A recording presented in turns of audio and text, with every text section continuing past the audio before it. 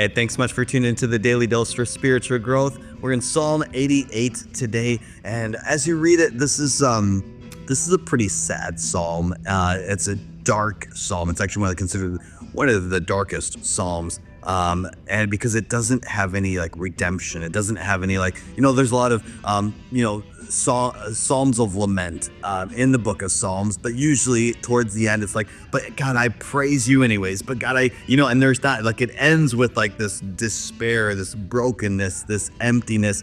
And that's, you might feel that way, but I'm so thankful that that psalm is in the Bible, because it shows the realness, the rawness of our relationship with God. Because here's the thing, we go through moments, we go through seasons that we don't understand, and we might not get the answer that we want, or we might not get it the way that we want it to. And it can just be frustrating. It can be painful, going through suffering and going through pain and going through trials and going through uncertainties. But this is what we have to understand, is that God's timing is perfect and we can trust in him. He is trustworthy. But I'm thankful that this psalm is in the Bible, because sometimes we can feel that way.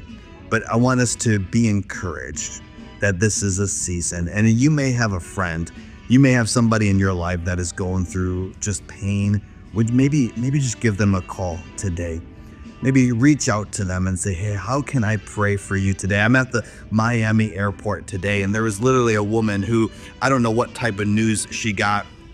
I was actually praying for her, and I was wondering if I should just go over there, but she sat down and just started weeping.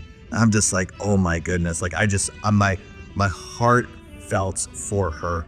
And thankfully she had a friend that went around and hugged her. So I didn't need to do that. So I'm thankful for that. And I did pray though, that if I needed to do that, but I was praying for her, and I don't know what she was going through, but I was like, God, would you